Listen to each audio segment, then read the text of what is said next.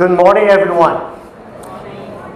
We are going to go through a rather lengthy 4 chapters as an introduction to the book of Numbers.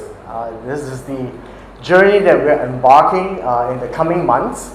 And this is the introduction and the first 4 chapters. Now, if you have not actually had a chance to start the journey from the book of Exodus, then you would find the book of Numbers totally unknown. You would not be able to connect all the information. So I will try to give you a general background and see how we can actually enter into these 4 chapters and then into the rest of the book of Numbers in a more intelligent way. And so when you read it for yourselves, then you will find that it would be quite useful as a piece of information. The book of Numbers is in the middle, the second year of the Exodus journey. And so it reads in chapter 1, verse 1, it says, "A year after Israel's departure from Egypt, the Lord spoke to Moses in the tabernacle in the wilderness of Sinai on the first day of the second month of that year." Now, all of these are indicated. So generally when you read this, you just gloss over it as if it's of no particular meaning. But it does. In Exodus chapter 12, that is the indication that that very month of Nisan, considered the first year, was the first year of the Israelites they have to set in place. And then on the 10th of the month, they are supposed to choose either a sheep or a goat. On the 14th of the month, they are supposed to slaughter it. That night, they're going to cook it. On the 15th, they eat it with full dressed, ready to run. And that's the first month of the first year, the month of Nisan. Now, at the end of Exodus chapter 40, fast forward, that would be the first day of the first month of the second year. And that would be the month of Nisan, and they set up the tabernacle. Now, I hope that you are not looking at me strange. This is the importance of the dates. Now, when you turn past the book of Leviticus into the book of Numbers, we are now here in the second year on the first day of the second month, the month of ER. All of these are important because it connects the story. It is not in a vacuum. So the tabernacle has been set up, a month has passed, and now this happens. Now, this is important because when we came out of Egypt, there were 2 generations.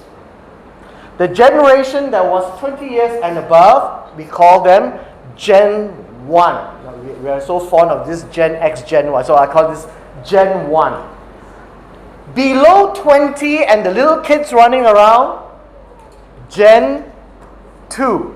And as of now, in the first day of the second month of the second year, we only have 2 generations. So don't run ahead of time because Numbers 13 hasn't happened yet. They haven't decided not to go in. So we have to assume that they will go in the second year to the promised land. So please follow the chronology of the book of Numbers. Now, given that as a background, we come to verse 2. And it says, the Lord spoke to Moses saying this, "Take a census of the whole Israelite community by their clans and families, listing every man by name, one by one." And this comes from the NIV. Now the NIV reads like a very good English-style book. But the Hebrew actually works a little different. Now those of you who read Chinese, if you actually read an ancient Chinese book, it doesn't flow like good English. So what we are reading is good English style, but that's not how God said it. So it's important for us then to actually understand There is no word called census in Hebrew. So why did they put the word census there? Because the general concept is like a census. But there is no word called census. What it actually says is, you should lift up and hold up by head of each tribe, by each clan, of each family of the fathers, and then count them by name. And that's the whole idea. And so in the translation, I think census works well in that sense. So we don't really read the archaism of the Hebrew. We read the fact that God and Moses spoke excellent English. Right? But this is important because this is the first time that such a numbering actually took place. And it's very specific because numbering is not something that anyone should do in a trivial manner. Now back in Exodus chapter 12, in verse 37 and 38, there was a comment. Now understand this. At this point in time, Exodus 12 was a comment. The comment was that there were about 600 men plus all the women and children. So it is not a census, it is a comment that was put into Exodus 12 while it was being written. Now the word children are little kids running around on foot, right? Not children below 20. But we need to understand there were two groups, remember? Gen 1, 20 and above. Gen 2, everybody else below 20. About 600. Now we come back to Numbers chapter 1. By the way, for your information as we read the book of Numbers, Numbers 1 is the first day of the second month of the second year of the Exodus. Right? Numbers 20 and onwards is the 40th year of that journey. There is nothing written in between. And so this is something that later on you need to bear in mind. As it progresses, the narrative is only about a 2-year period. Now in this second year period, the census is done, and then in the 40th year, they took a census again. Now I'm not going to take away the thunder from your speaker who is going to do Numbers chapter 26, but it was important because this particular census is at the beginning of the Exodus before entering into the Promised Land. They had a number, but then fast forward, they decided not to go in, and God said they were supposed to traverse the wilderness for the next 38 years. And that first generation, Gen 1, died. Now we introduce to you Gen 3. The Gen 3 are those who were born in the wilderness and grew up. So we have 3 generations, so please do not be mistaken. The ones that entered into the Promised Land were Gen 2 and Gen 3. And the census once again was taken in Numbers 26, and they were about the same number. So somehow God managed to get people to give birth, and it all balances out. That the numbers going out from Egypt, about 600,000, and now we look into Numbers chapter 1, we have a number which is also 600,000 something. And then in Numbers 26, and on the 40th year, was also 600,000 something. Which tells us that God wanted to maintain the number when you left Egypt, and that's the promise to give to them. But why the census? In verse 3, Numbers chapter 1 verse 3 says, they are to take the count from 20 years and older, which was what we read when they left Egypt. And the purpose for this count is that these are the people who would serve God in the war. And so it is for counting for war. And you are to count them according to all their tribes.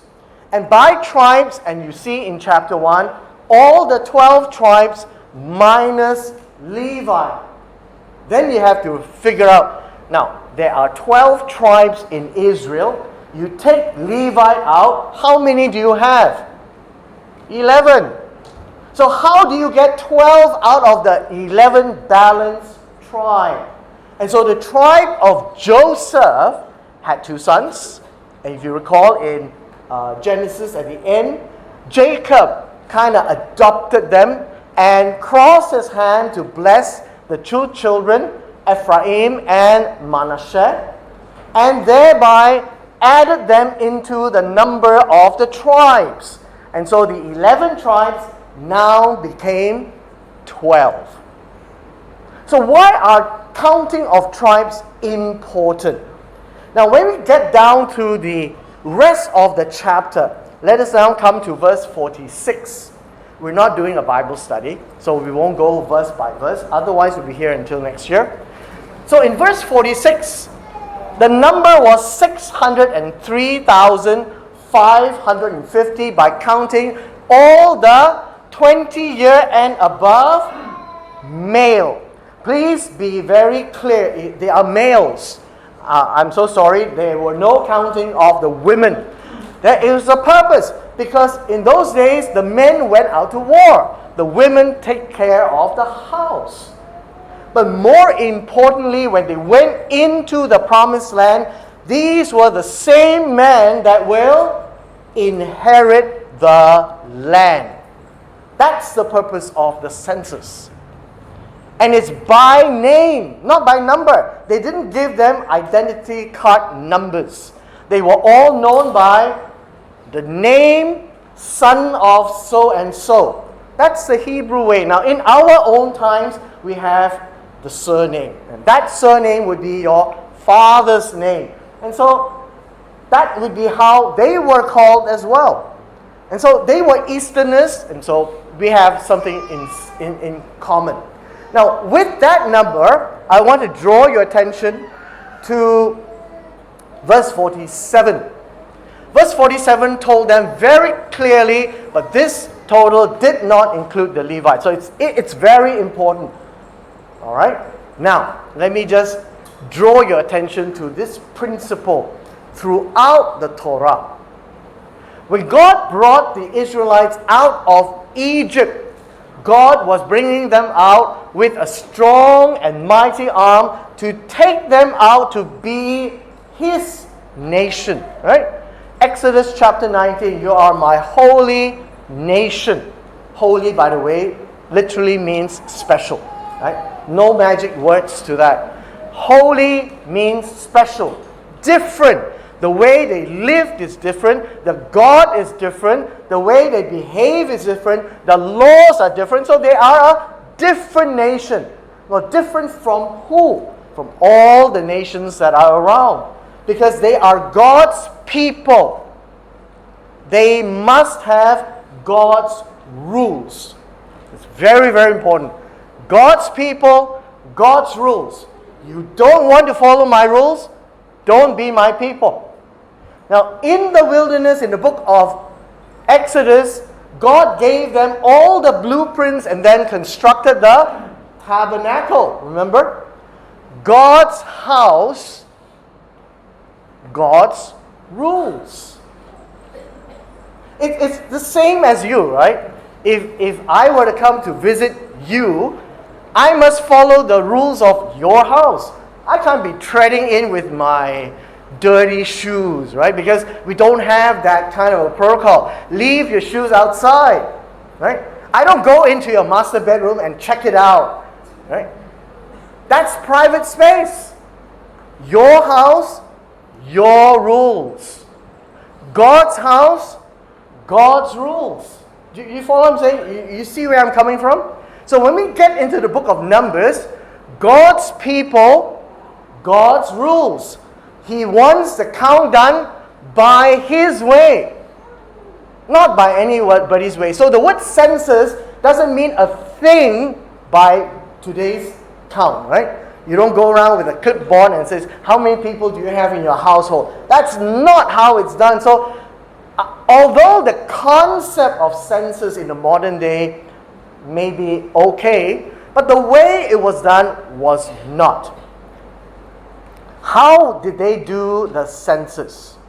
So let me just explain this to you. We go to Exodus chapter 30, and reading from verse 12 to 16, you will find these words. Exodus 30, reading from verse 12, it says, whenever you take a census of the people of Israel, again, this is not the census of the English word. We are reading the NIV, so just pardon me, ignore the English, just take the concept. Each man who is counted must pay a ransom for himself to the Lord. Then no plague will strike the people as you count them. Verse 12, when you take a census to count them, each one must pay the Lord a ransom. 13, each one who is counted must give a small piece of silver, which is equivalent to half a shekel. Half a shekel is actually very little money. And so, how did the count work? Very simple. We don't count individuals directly. That's a taboo. God's people, God's rules. God's count, God's rules. So the word that's used for counting is pada, which essentially is to visit, to think about, to remember. So you take the half a shekel and register the name. And then what do you actually count? The shekel. And by the shekel, you have all the numbers. So with this, we now go back to Numbers chapter 1 and the last verse, verse 54. In chapters 1 and 2, at the last verse, chapter 1, verse 54, then you would see these words. Chapter 1, verse 54 says, so the Israelites did everything just as the Lord had commanded Moses, which tells us something very important. They have learned the hard way in the wilderness in the first year. Anytime you do anything that opposes what God says, God destroyed them. Right? And so, what are those things that happen? So, by way of recounting some of these incidences, the golden calf, something happened. 3,000 people died. When they were putting up the tabernacle, then the sons of Aaron, Nadab and Abihu, did something and they died. See, people think that God is so severe. Well, you would think this way as well. If you had seen God at Mount Sinai, what other excuses do you have? You see where I'm coming from? The closer you are to the events, the stricter God is. Because God is just. God is fair. After a year has passed, it's still that same generation who has seen God at Mount Sinai. Now, the later generations, God had a lot of patience. He sent prophet after prophet, rebuked, prophesied, scold them, beat them, until they still refuse to change. You see the difference? God is fair. Otherwise, people would say, well, my father saw you at Mount Sinai. I'm 10 generations down. Did they actually see you at Mount Sinai? So they don't have that recollection because they weren't there. But God said what? Tell your sons and your sons' sons, and you pass down this so that they too will remember all these things. And so here, the Israelites did as they were told. Counted this way by an indirect count, which will lead you to remember how David counted. Right? So whatever happened is, they did it. So now we go into chapter 2. After they did it, in chapter 2, they were allocated a way to camp around the tabernacle. the tabernacle is the center of Israel. What does that mean? What is in the tabernacle? Why did God call Moses from the tabernacle? Because the Ark of the Covenant represents the presence of God and is in the tabernacle, and the camping instructions were given to them, each tribe to be around the tabernacle. And what does that mean? That the tabernacle is the center of the universe for Israel. It is not the center of the universe for the Moabites, not for the Ammonites, right? It was only for Israel. Because they are a special people. And they must follow how to do it. Now, not only that they are there as a tribe camping around, it is where they are supposed to be situated. Which tribe behind which tribe. And why all this is because when they move, then one tribe must start moving, and then right in the middle of the entourage would be the tabernacle.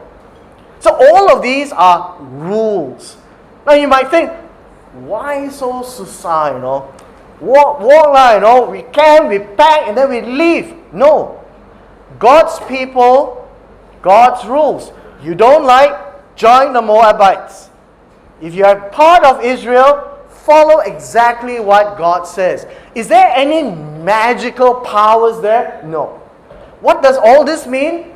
Follow the instructions and you will be fine. That's all. Now, when we go into chapter 2, it's all about camping. So I'll just leave that to you. Every camp has its own flag. The Hebrew word for the ensign, the flag, it's a sign. Every time you read the word sign in the Hebrew, it means it's something that you can see. So the flag of each tribe is not kept in the pocket.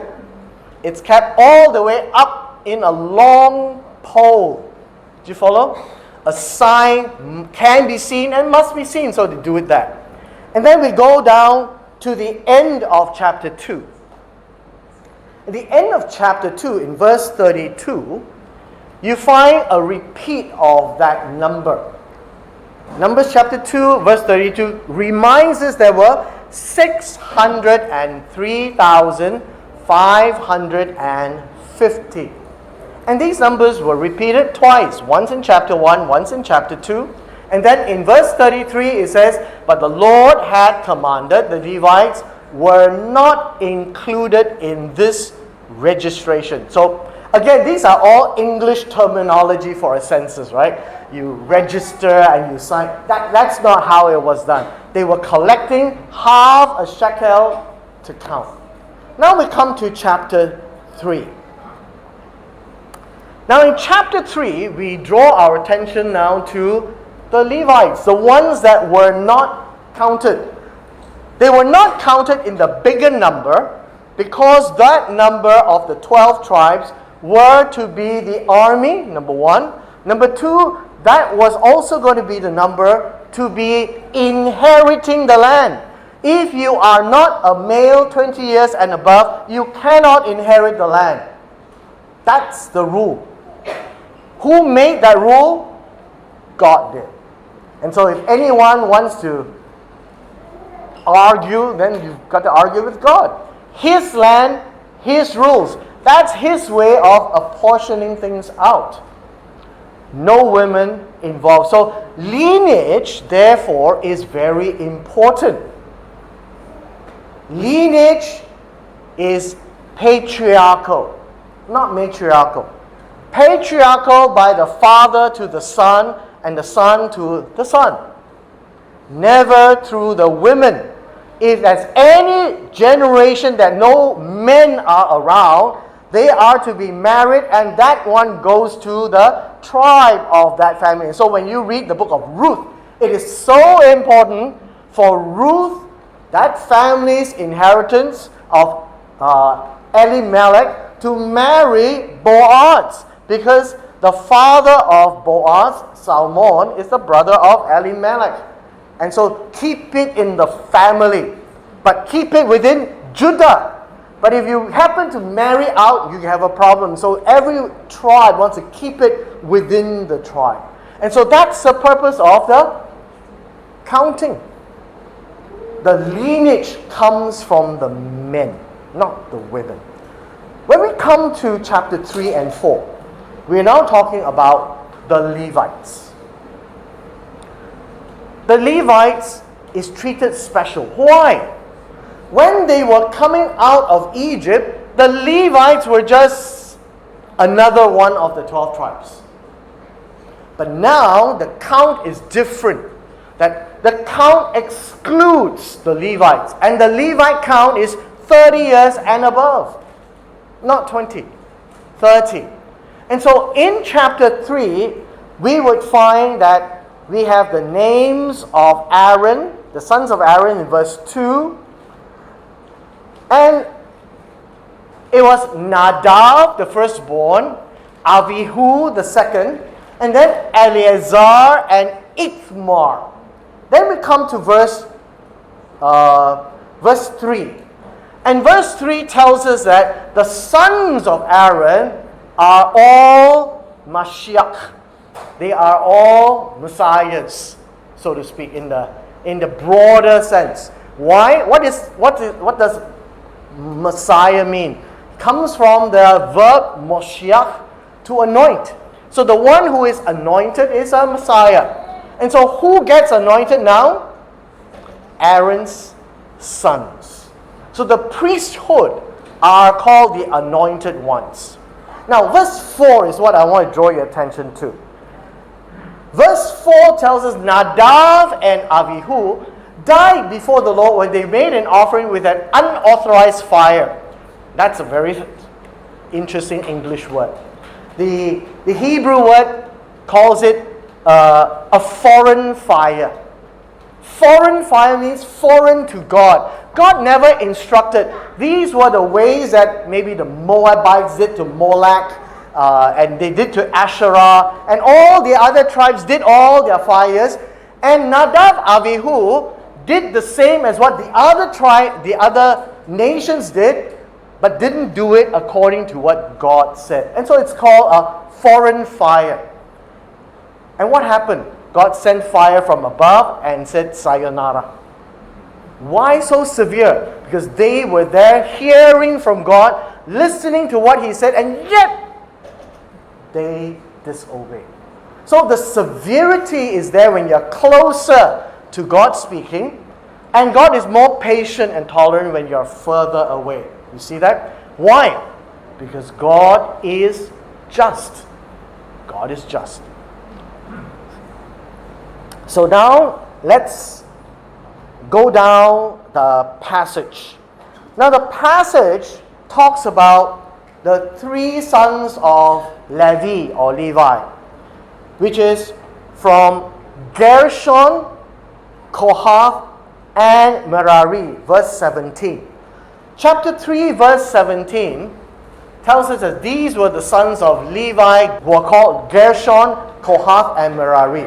So when we started in chapter 1, we had the representative sons of every son of Jacob. The son of Reuben, so and so, right? The son of Simeon, so and so. The son of Yehudah, so and so. And so now in Levi, the sons of Levi would be Gershon, Kohath, and Merari. And so God wants them now to take things differently. Why were they different? They were different because God had a purpose for them now. I want you all to deal with the tabernacle. This family takes care of what's inside the tabernacle. This family takes care of carrying the barang-barang. Right? So everybody had a work. But they were all to serve the sons of Aaron. Because right at the top of the pyramid is the priesthood. What the priesthood needs The rest of the Levites were to support. And that's chapter 3. Right? And now we go down to verse 39. By the time we get to verse 39, and they did all the counting of a male month-old and above, there were 22,000 of them. And then when it came to verse 43, verse 43 then counts the firstborn. And the number of firstborn males a month old and above were 22,273. So now you don't need to take out your calculators. What's the difference? 273. You follow? There were a difference from the firstborn of the 12 tribes counted and the first and the month-old Levi above were 22,000, difference of 273. And so now verse 44. We read verse 44 onwards, and then you have a better picture. The Lord said to Moses, verse 45, take the Levites in place of all the firstborn of Israel, and the livestock of the Levites in place of their livestock. The Levites are to be mine. I am the Lord. This whole background came from Exodus chapter 13, verses 14 to 16. Now, Exodus chapter 13, verses 14 to 16. We'll read Exodus 13, verse 2. Let's look at verse 2. God told them while they were in Egypt, consecrate to me every firstborn male. The first offspring of every womb among the Israelites belongs to me, whether human or animal.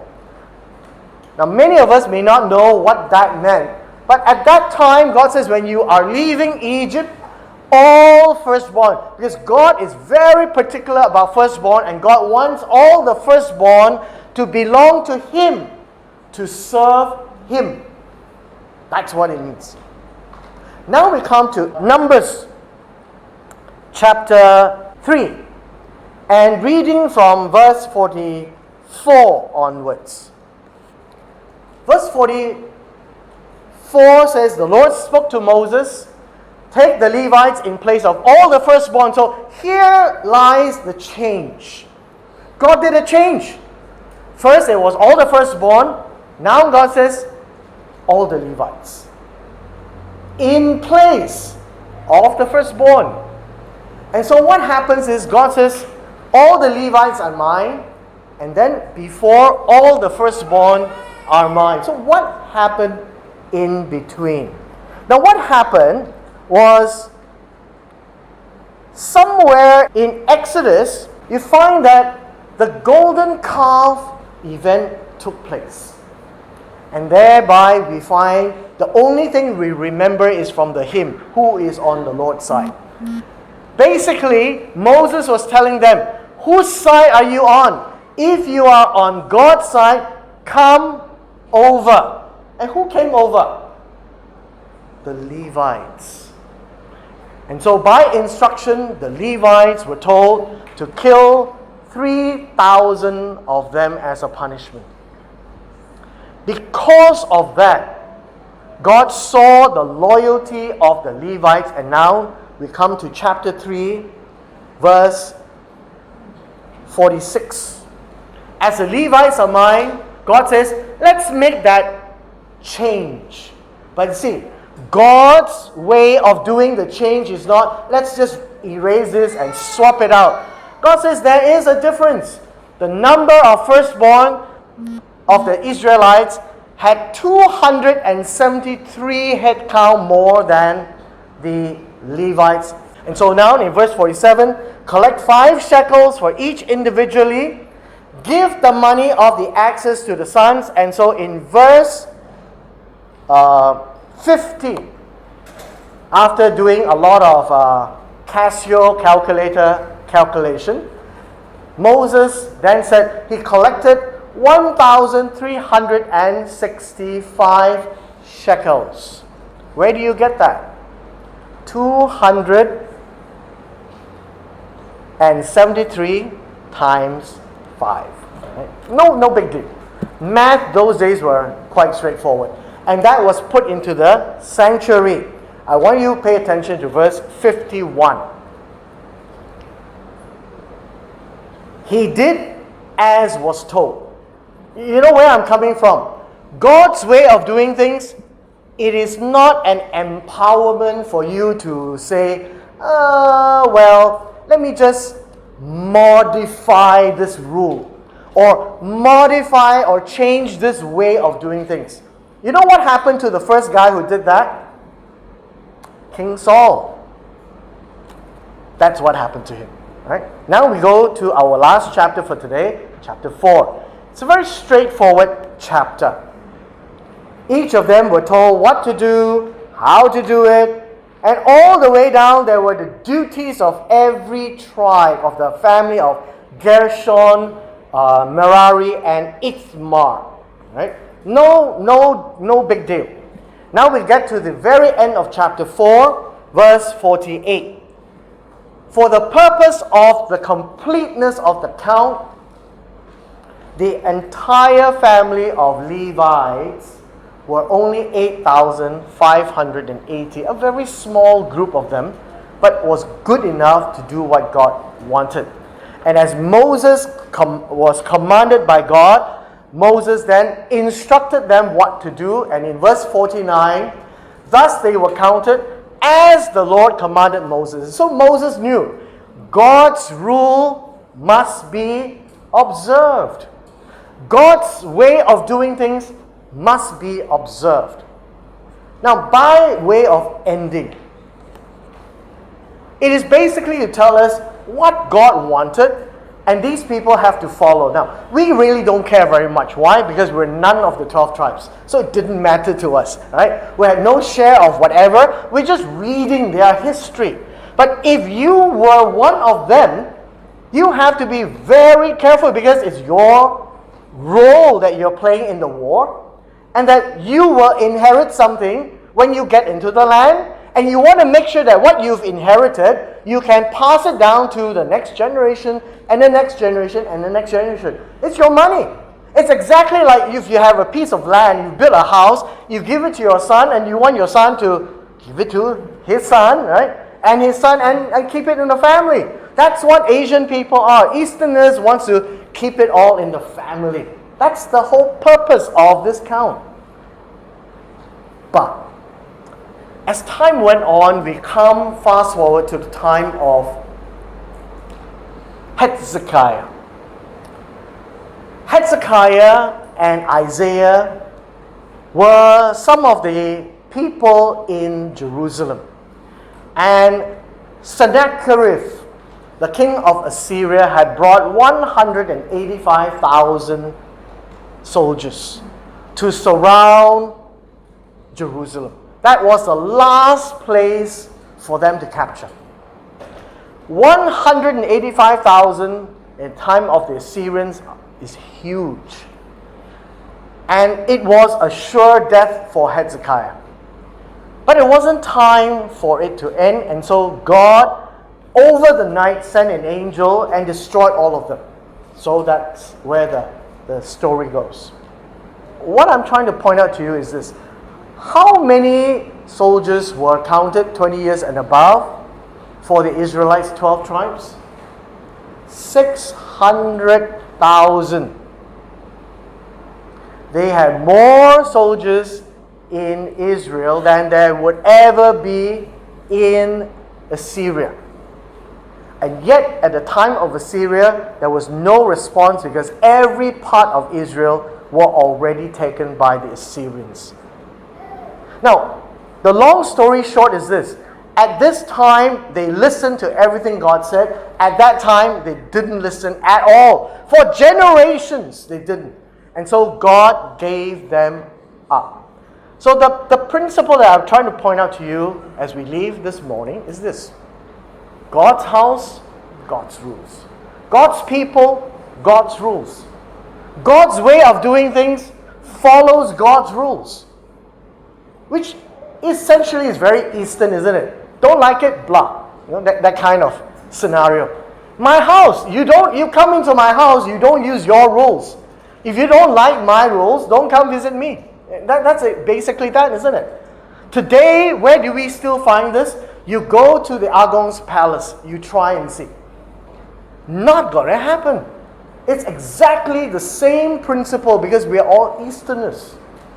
God's house, God's rules. In these 4 chapters, it is to build for them the lineage concept, the service concept, the inheritance concept, and how God changed from the firstborn to the Levites by doing that ritual of difference of 5 shekels to square the account books, not erase and just discard. Because the firstborn that belongs to God always belongs to God. That 5 shekels is to redeem all of them back. So what does redemption mean? Redeem means to return back to the original owner, where it was. So when a family had a firstborn, the firstborn was dedicated to God. To take the firstborn back to God, you need to redeem that back. And by this ritual of 5 shekels, they were all taken back. And the account books are now squared off. The 12 tribes are the 12 tribes. The Levites are the Levites. And from chapter 4 onwards, everything is now in play. Exactly how God wanted. And by this, may God bless all of us as we see how they all connect to each other. It's part of a long story. So don't look at Numbers by itself. Look at Numbers in the picture of the entire Exodus. Right?